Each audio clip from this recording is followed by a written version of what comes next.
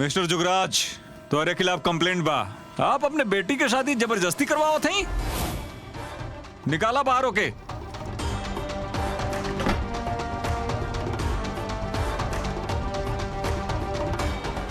शौर्य, कमाल ही हो गई दरोगा साहब। एक बाप के इतना हक नहीं है कि वो अपन बेटी की शादी कर सके। अपने बेटी के तरह बांध के ले जाता और बात बनाओ तड़ा। जबरदस्ती लड़की खाती दूल्हा ढूंढ बका। कानून नहीं के पता तो के 18 साल उम्र का लड़की अपने मर्जी से शादी कर सकेले। पांडे, निकाली मेहमानन के, खातिरदारी करा इनका।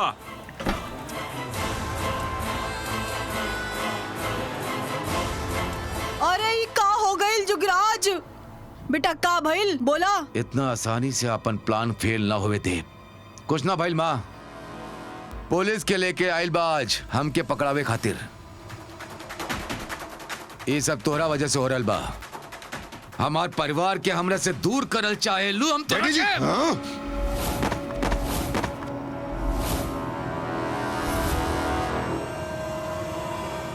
हिम्मत मत कर अब महक पे हाथ भी उठावे के, वरना हम भूल जाए कि आप हमारे बाप हैं।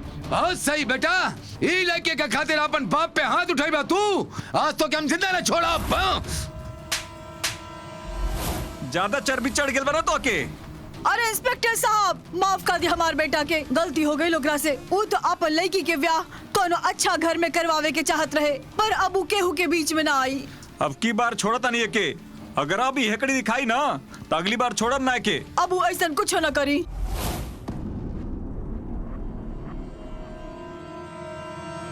हम आज तक जो कुछ भी कहनी है ना बेटा, वो सब तुहार भलाई खातिर ही कहनी। बाकी तो के जब जब भी मौका मिले ना, तू लड़की के खातिर अपन बाप के सर नीचा कर देला। और आज तू लड़की की खातिर सबके सामने अपन बाप पर हाथ उठावे के कोशिश कैला। पुलिस वाला के लेके आयल बा अपन बाप के गिरफ्तार करवे खातिर, और पुलिस वाला तो हर बाप के ऊपर हाथ उठावा था, तू खड़ा होके देखा था। तो क्या कोनो परवाह नहीं के अपन बाप के इज्जत के, अपन परिवार के। ये सिखाले रानी हम तो के आज ये दिन देखे खातिर हमके मिलल हा। आज हम जौन कुछ कहनी ना, वो सिर्फ अपने बहन खातिर कहनी है। हम बहन के साथ देनी है, सच्चाई के साथ देनी है। हमके कोनो फर्क ना पड़ी कि केहू का सोचिए, आपका सोचब। खुद गुंडागर्दी करता रहा, अपनी लड़की के बांध के ले जाता रहा और लड़किया के भाषण देता रहा। मैम, अगर आपके FIR करवाएगा तो करवा सके नहीं, पुलिस आपके साथ बा। थैंक यू इंस्पेक्टर, लेकिन हम कोनो FIR ना करे के चाहे नहीं। एक मिनट, अगर FIR ना हुई तो इनके हमारा एगो शर्त माने के पड़ी। ये हमारी बहन पे बहुत जुर्म करने होके, परेशान करने होके, घर में बंद करके रखने। हम ही चाहता नहीं कि अबे के अबे ये घर से निकल जाएं। इनके घर से भेजी जब तक हमने की शादी ना हो जाला।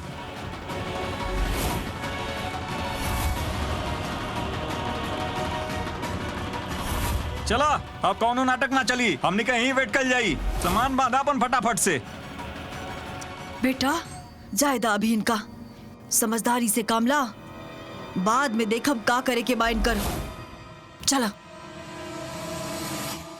शौर्य, हमार भाई जितना थैंक्स बोले उतना कम बा। अरे दीदी, थैंक्स कोने बात के? अगर भाई अपने बहन के काम ना आ पावल तो भाई कोने काम के? महक, तू हमरा लेल अपन जान तक के परवाह ना कैलू। हमके तो समझ में नहीं कि आवत कि हम तो उसे कैसे थैंक्स बोली। आपके थैंक्स बोले के कोनो जरूरत ना हा। आप तो हमार बड़ बहन जैसन बानी, और वैसे भी आप ना स्वाति दीदी जैसन बानी। और अगर स्वाति दीदी के साथ ऐसा कुछ होखत ना, तो ये जो शौर्य बना यही तरीका से आपके हेल्प करत है ना Shaurya? Of course. Thank you Mahak, thank you so much. Shaurya, हम अभी आरुष के फोन करके आवतनी।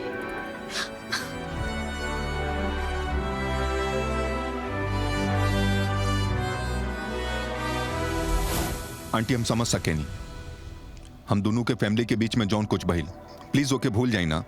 Please aunty. आरुष और स्मृति एक दूसरे से बहुत प्यार करें और शादी कर चाहता ने। प्लीज एटलीस्ट उनकी खुशी खातिर। थैंक यू बाबा, शिकार खुद हलाल होए आवता।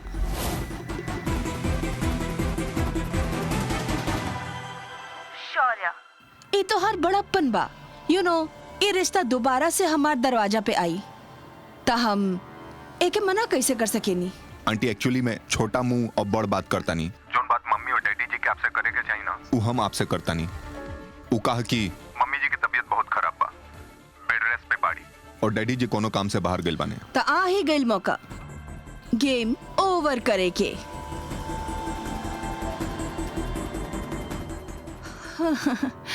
हम कुछ कहनी का शौर्य देखा, आई डोंट नो कि तोहार पेरेंट्स का चाहेले, लेकिन हमार खुशी आरुष की खुशी में ही बा, और अगर ओकर खुशी तुम्हार बहन स्मृति में बा तो हम इ रिश्ता के लिए तैयार हैं। आंटी थैंक यू सो मच, आपने की जानत हम कितना खुश बानी। जी आंटी आपसे एगो बात पूछे के बा, अगर आपके परमिशन होके तो आज शाम के रोका कॉलिहल जा। हाँ, ये तो काफी खुशी के बात बा। आंटी थैंक यू सो मच, हम आपसे शाम के मिलता नहीं। थैंक यू सिस्टर, कॉन्ग्रेचुलेशन, बात पक्का हो गई। थैंक्स भाई, I am so happy, all because of you. एक बार कुछ ऐसा करब कि शौर्य महक हमार हाथ से बच न पाई।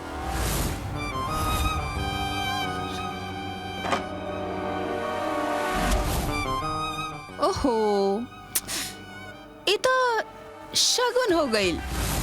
शौर्य और महक के खून भी ऐसे ही बही उनकर मौत पर।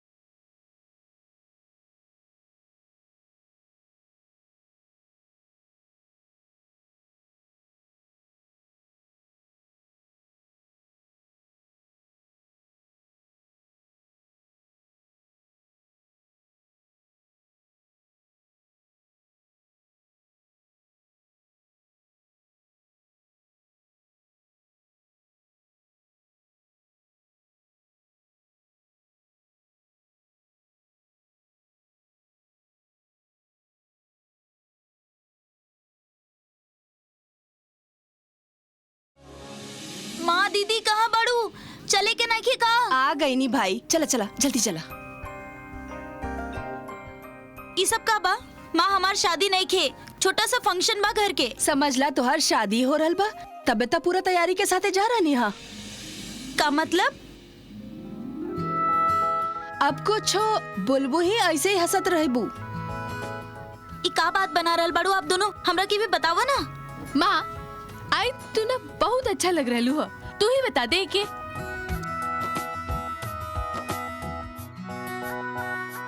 केहू कुछ बताइबू कि आपस में ही लगल रहबू तू दोनों?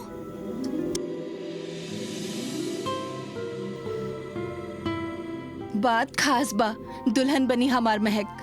का दुल्हन? हाँ, दुल्हन बनी हमार बेटी। स्मृति के फोन आयल रहे, कहत रहली कि आपन और आरुष के रोके के साथ साथ उ तू दोनों के भी रोका करे के चाहेली।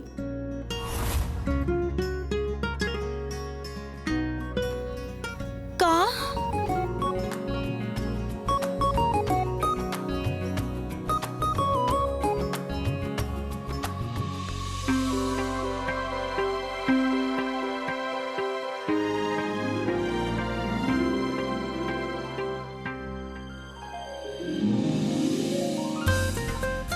देखा ज्यादा देर इंतजार ना करे पड़ी तो के, महक आवते हुई।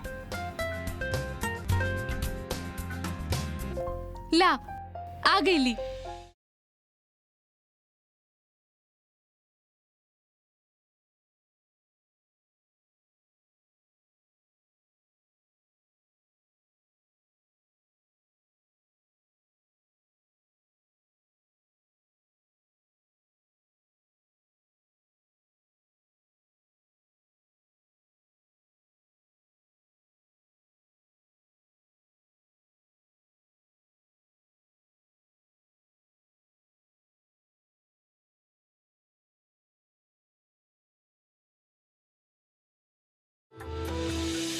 आंटी जियत नमस्ते। रहा बेटा।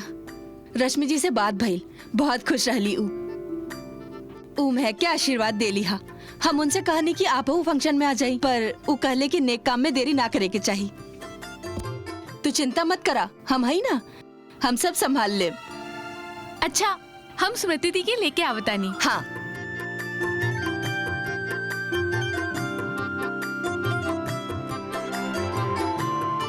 हम पूजा के सामान देखेनी। जी जी बिल्कुल बिल्कुल। कब बात हम मैडम जी, बहुत खूबसूरत लगा ताड़ू। सोचा तनी रोका नहीं, सीधा शादी करके ना फर्स्ट नाइट मना लेता नहीं। काहे? हाँ, थप्पड़ खाए के बाद हमरा से एक कदम के दूरी पर रही हा। सब लोग हमनी के ही देख रहल बड़े। अरे देखे था ना यार, वो लोग देखे भी आइल बा, साथ में गिफ्ट भी लाइल बा। लेट्स गिव देम अ मोचो। Congratulations, both of you.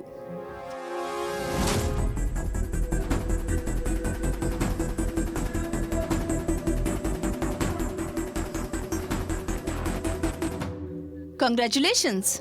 Aunty thank you so much. बहन जी नमस्ते। आज ये घर में जो खुशी के माहौल आइल बना, उस सब आपके वजह से थैंक यू। श्योर है, don't be formal. You know कि हम जो भी कही नहीं, हाँ वो आरुष और स्मृति की खुशी के लिए कही नहीं। हाँ तू इतने प्यार से कहलाता, हम मना कैसे कर सके नहीं। महक तू बहुत प्यारी लग रहा लुहा, केकरो नजर ना लगी।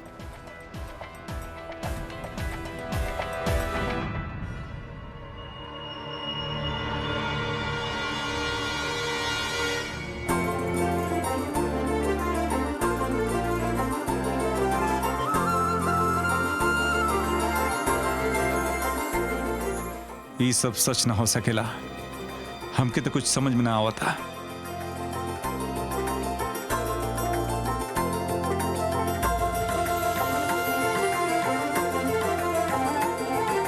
माँ, ये का बोल रहल बानी?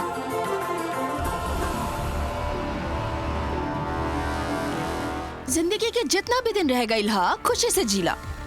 काहे के ई बार ऐसन मौत दे कि वापस आबे से रूह भी कांप जाई।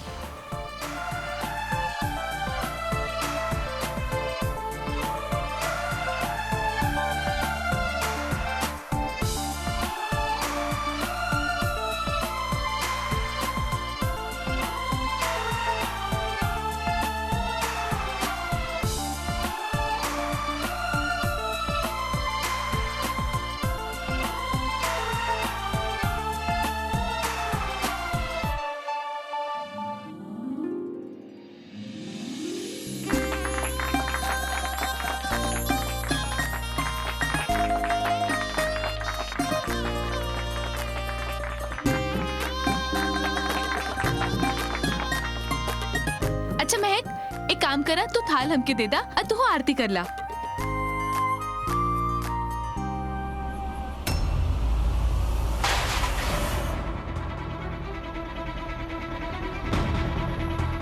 ये का कैलू हा तू? ध्यान से ना कर सकेलू काम? दिखाई नहीं के दे तो के? आग! आग!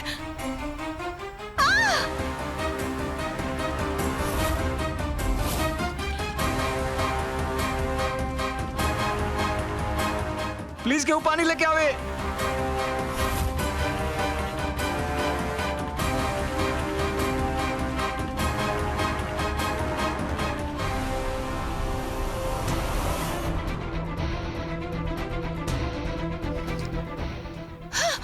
Mom, are you okay mom? Smriti, तू तौलिया लेके आवा। प्लीज आप मॉम, आप यहाँ बैठिए। प्लीज बैठिए। आराम से।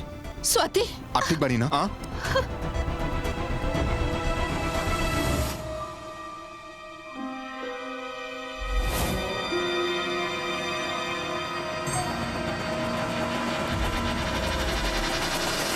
वो आदमी ना औरत ही रहे। हम ओकर गर्दन पर खरोच जरूर मार देली हम। ई निशान स्वेतलाना आंटी के गर्दन पर कैसे? काऊ रात ई हमनी के जान लेवे के कोशिश कैले रही, बाकी ऐसन काहे करी है ई? स्वाति एक गिलास पानी लेके आवा। जी माँ।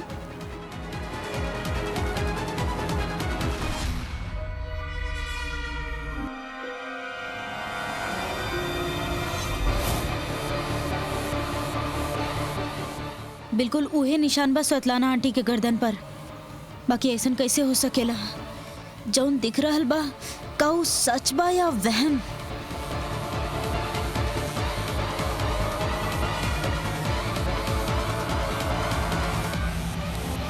बाकी स्वेतलाना आंटी के का दुश्मनी बा? काहे मारे चाहिए हमनी के? हमारी सोच गलत तो नहीं खे?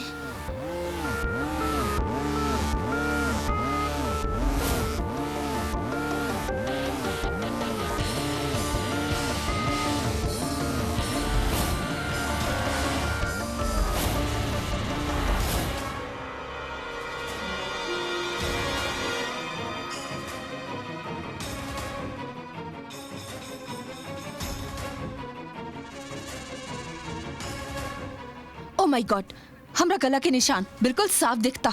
कहीं मैग देख ले लीता, I will be caught.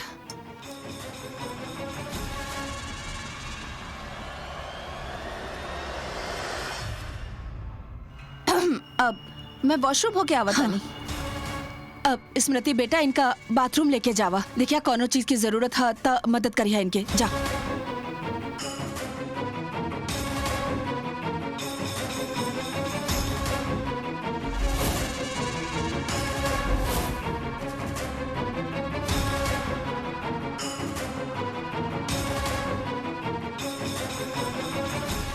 Oh my God, ये तो बिल्कुल साफ साफ नजर आवता। केहू देख ले लसता, और अगर शोर में एक देख ले लेता। Oh, I am done. No no no, I am just over thinking.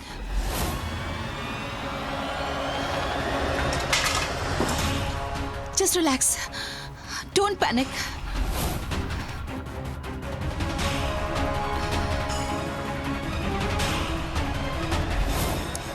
ना ना, मैं कैसे देख सकेली? नीचे काफी लोग रहले और इतना भीड़ में ये निशान पे नजर कैसे जा सकेला?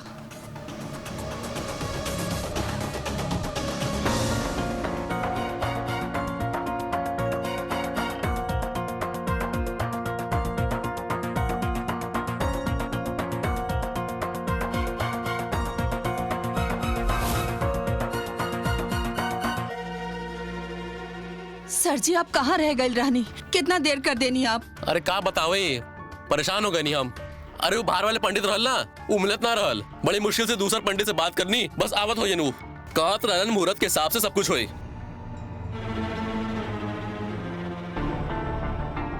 अरे इस खुशी के मौका पे इनके का भइल?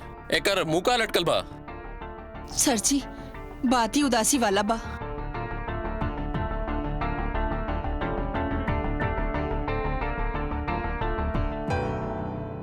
जय राम राम राम। इस खुशी के मौका पे ई हाल?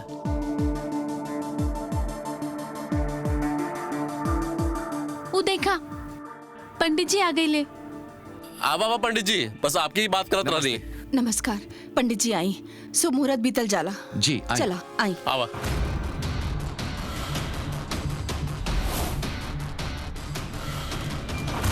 काहे बार बार उहे सोच रहल बानी जे हम देखनी का उ सच बा?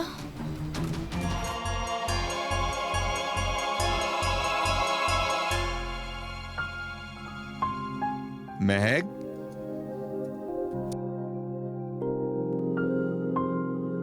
का भइल? शौर्य, का भइल? तो के बहुत टेंशन में लगा तड़ू, का बात है? शौर्य उ ना,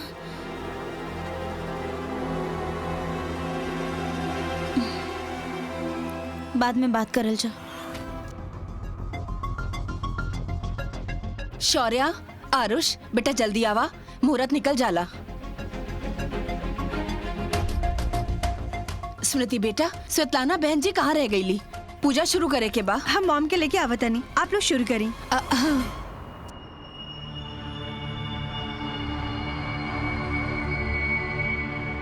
अरे मॉम, हम आपके लिए भी आवत रहनी। चलिए पूजा शुरू हो गई हा। चला।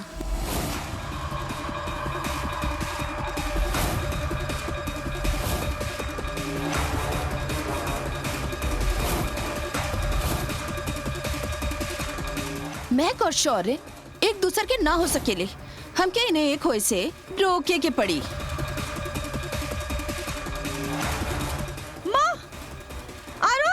आंटी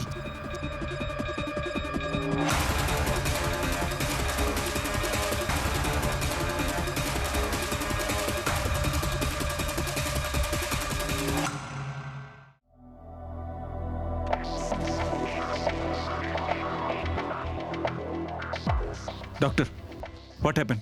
मॉम बेहोश कहाँ हो गई? परेशान होवे की जरूरत नहीं है। लो बीपी में अक्सर पैनिक अटैक आ जावेला। बाकी हम इंजेक्शन दे देनी है, इनके होश आ जाई।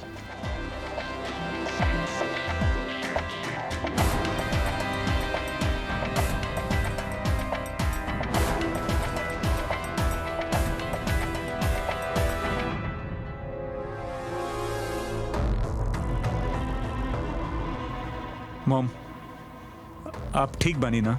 हाँ, हमके माफ करी, हमार वजह से रस्म रुक गई। आई डोंट नो, अचानक से हमके का भइल और हम बेहोश हो गई। नहीं ना आंटी, आप काहे माफी मांग रहनी है? सारा गलती तो हमार बा। आपके भी हमरे वजह से इतना तकलीफ भइल। ना बेटा, तोहार कोनो गलती नहीं खे। तू जानबूझ के थोड़े ना कैलू हा। It was an accident. और माफी तो हमके मांगे के चाहे कि हमार वजह से रस्म रुक गई। I am really sorry. देखी, आप जाके रस्म कंटिन्यू करी, वरना मुहूर्त निकल जाई। आंटी प्लीज, इतना फॉर्मेलिटी के कोनो जरूरत नहीं है। देखिए आप हमारी फैमिली के हिस्सा हैं और आपके बिना कोनो रस्म। Shaurya, so sweet of you, but please हमारी बात माना। तू जाओ और रस्म शुरू करा।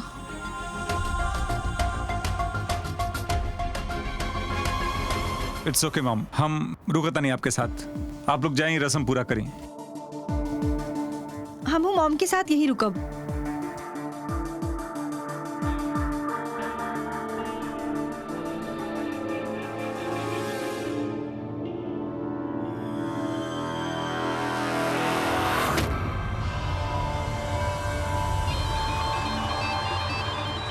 बाबा के कौन? कुछ इम्पोर्टेंट हुई? संकट निकट बा, ग्रह दशा बुरा बा और दुश्मन के सितारा मजबूत। कुछ भइल का तोरा साथे आज? हाँ बाबा, आज वो दोनों के सगाई बा। घोर अनर्थ ये ना होए के चाहिए, वरना तू अपन अंत के निकट पहुंच जाइबो। रोका उनके।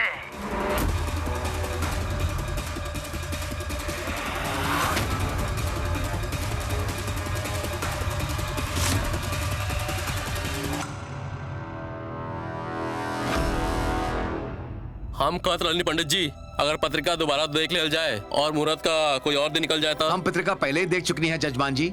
आगे कोनो मुहूर्त नहीं के और जो रहल वो निकल गई। अब सगाई की खातिर कोनो दूसरा दिन देखे के पड़ी। तो हम चलत हई। हम क्या आज्ञा दी? ठीक बा, फिर आपके घर तक छोड़ देता हई। जी चला। धन्यवाद।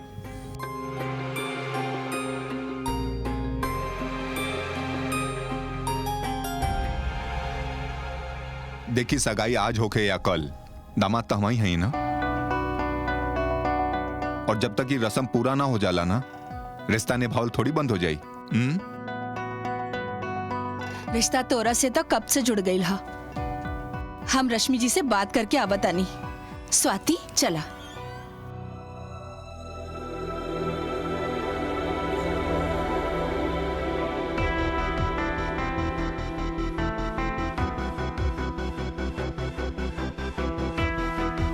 का बात है? वैसे कब से देखा था नहीं कि तू परेशान लागत आड़ू।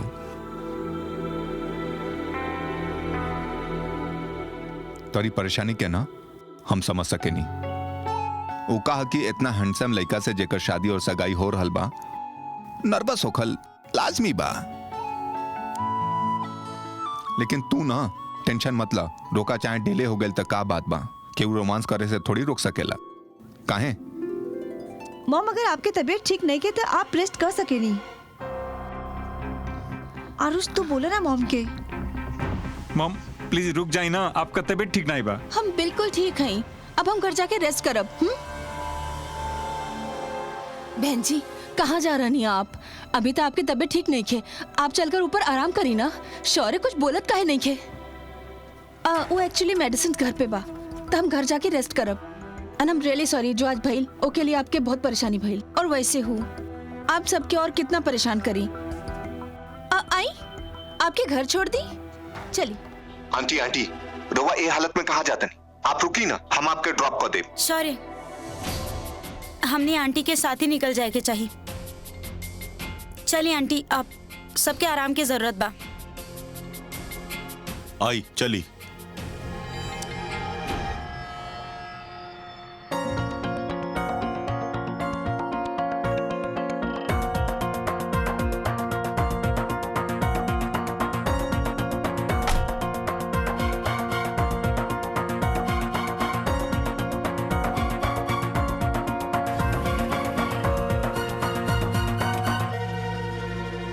महक के का हो गइल बा? लागत कुछ ज्यादा अपसेट हो गइल बा। कहीं कुछ और ही बात तो नहीं खे?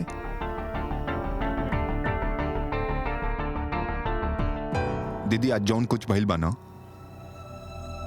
उसे महक के बहुत तकलीफ भइल बा।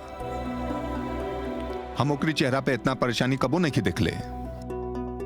भाई, हम बिल्कुल समझ सके नहीं कि महक के दिल पर का बीतत हुई। तू जाने ला, जब वो दिन डैडी जी हमका मंडप से उठा के ले रहनी, तो वो सब भी हमरा लेल बहुत भयानक रहे। वह तरह आए महक के भी लगल हुई कि तू दोनों के रिश्ता पक्का हो जाई, लेकिन किस्मत में तो कुछ और ही लिखल हुई। पर अगर तू हाँ कहबा तो हमरा पास एक मजेदार आइडिया बा।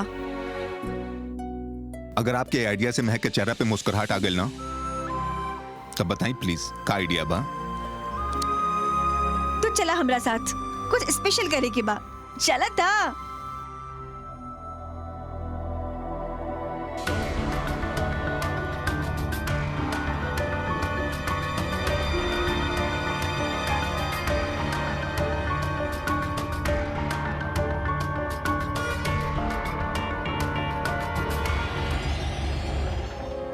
ले आ गेल घर।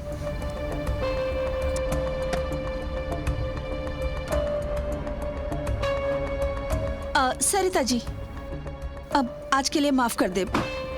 कोनो बात नहीं बहन जी, आप बस अपन तबीयत के ध्यान रखी। चला। नमस्ते। नमस्ते। महक, आंटी जी, अगर आपके ऐसा लागेला कि आपकी वजह से आज के फंक्शन रुकल, तो कोनो बात नहीं खे, हम ही दोबारा कर लेब। एकरा से बड़ा फंक्शन धूमधाम से। हमार मतलब बा कि आप चिंता मत करी, सब ठीक होखी। चल तानी।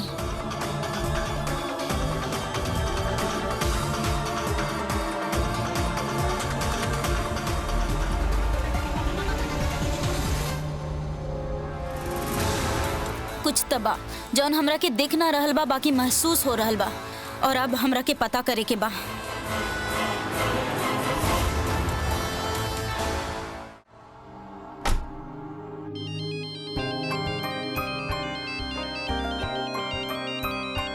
दीदी महक के फोन आवता, अब का करी? हमार भाई तनी सा वेट कला, कहे कि सामने जाके मनावे के ना मजा ही अलग बा। अब आर सवाल ना, अब चला। शौर्य फोन काहे ना उठा रहल बा?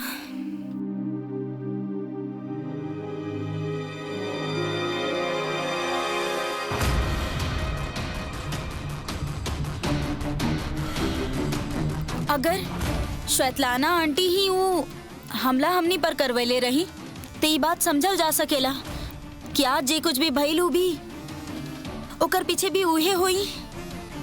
बाकी ये भी तो हो सकेला कि हम कुछ ज्यादा ही सोच रहनी।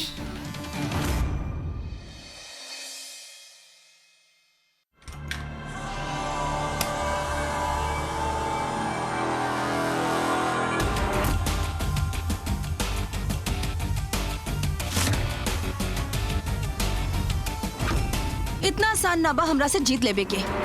हम तू दोनों को ऐसन मौत देब कि दोबारा दुनिया में वापस ना आ पाइबा।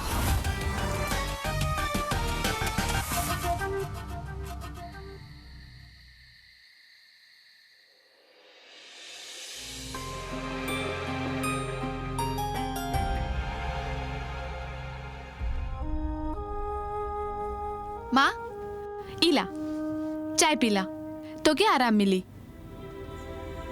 ला ना। हम एक बार महक के देख के आवतानी। हाँ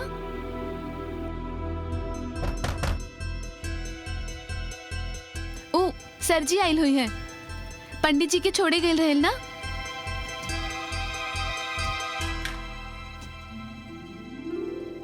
अरे तू दोनों आवा। चली माँ देखी के आयल है।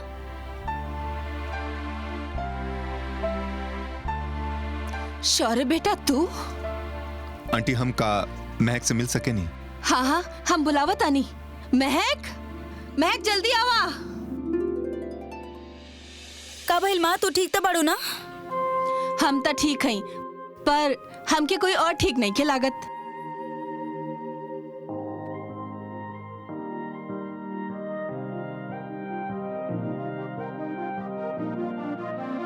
शौर्य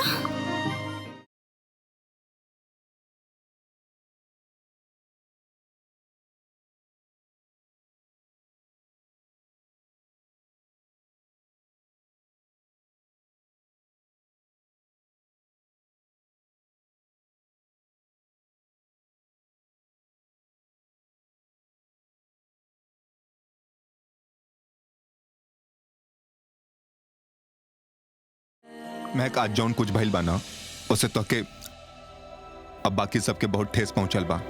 आई कैन अंडरस्टैंड।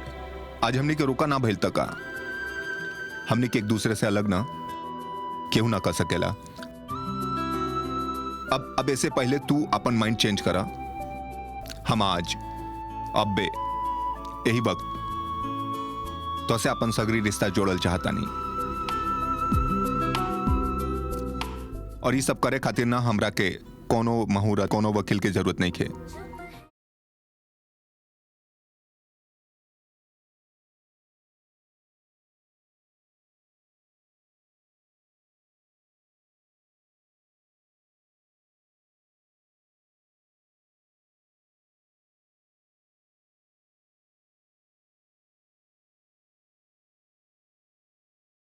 महक का तू हमसे शादी करे खातिर तू ई रिंग एक्सेप्ट करबू?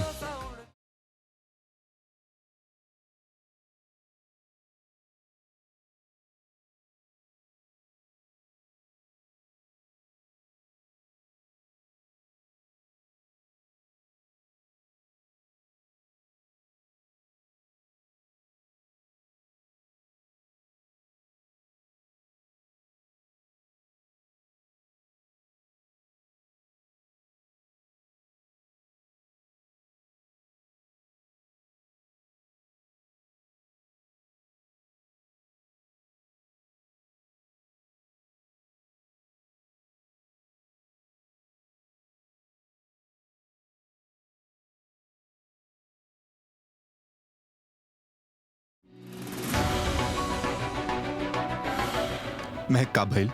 कोनो बात हो जोन तो के परेशान करता? महक कब से तो के देखा था नहीं, तू इतना अजीब काहे बिहेव करता रो? हमार महक कबो ऐसा ना करत रहे। ऐसा कुछ नहीं खे, वो तो अचानक आ गईला ना तो हम डर गई नी। हम शादी पहला बार कर रहनी ना।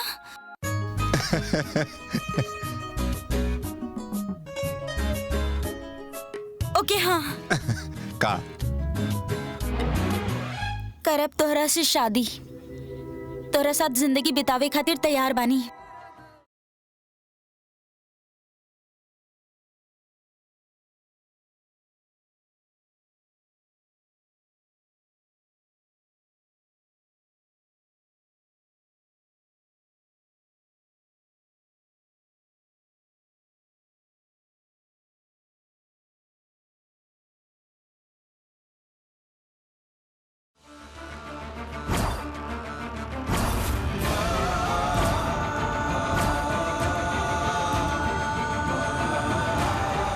महक,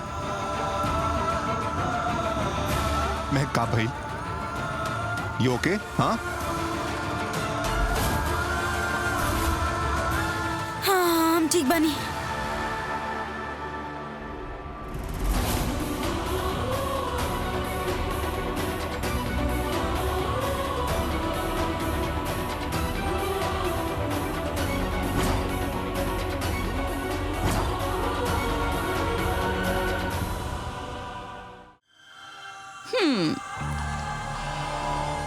हम तो इमॉर्टल रहे के लिए पैदा भइल बा। बस अगला चाल में शौर्य महक के चेकमेट कर दे।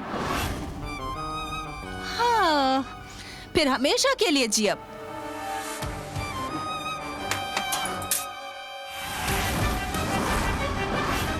ई ना होए के चाहत रहे।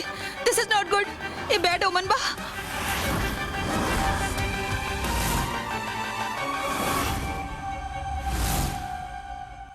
शौर्य,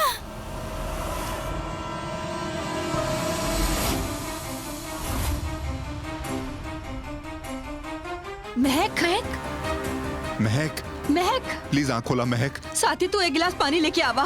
महक, महक आँख खोला ना। माँ पानी। महक प्लीज अपन आंख खोला, प्लीज प्लीज महक। महक आँख खोल। ना जाने माता रानी कैसन दुश्मनी निकाल रहा लिया हमार बेटी के साथे।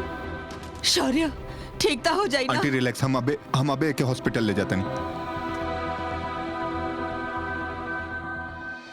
संकट तांडव करता तो हर कुंडली में जितना समय बढ़ी तांडव उतना बढ़ी।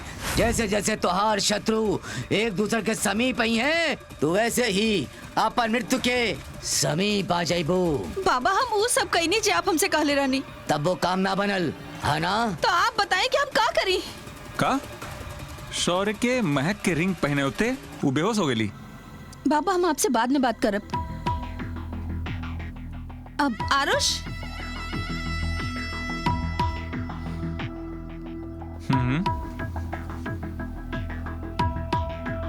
अंगूठी पहने होते बेहोश भाई दी। Aarush loud speaker. हाँ आरुष, राइट आफ्टर दैट उससे पहले तो एकदम ठीक रही। रिंग पहनाते ही चक्कर खा के गिर गई। यू नो, जैसे एकदम से तबीयत खराब हो गई था। हाँ अभी हॉस्पिटल में ही है। We are waiting for reports. जैसे ही कुछ होए हम तो के बता दे। हाँ इतना कुछ होए के बाद भी उस शौर्य प्रपोज कैलस और महक बेहोश ना। This is not a good sign. ठीक बा स्मृति, तो प्लीज अपन ध्यान रखिए और हमके अपडेट करत रहिए। ठीक बा, और कोनो बात हुई तो फोन करिए। मॉम आप ठीक तो बानी? चलिए डिनर कर जाओ। आई थिंक हमके हॉस्पिटल जाए के चाहिए। हमके कुछ ठीक नहीं खिलागता। जाए दी मॉम, सिर्फ तबीयत तक खराब भइल बा। एंड ये पूरा परिवार ना अजीब ड्रामेबाज बा। हमार बिल्कुल मन नहीं बा वहां जाए के। आरुष हम कहानी ना, हमारे रिश्तेदार बड़े निभावे चाहिए हमके रिश्तेदारी। We must go.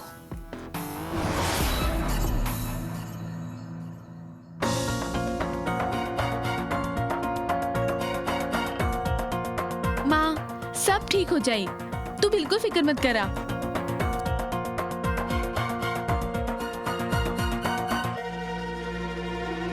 Aunty please आप फिक्र मत करी ना, महक ठीक हो जाई।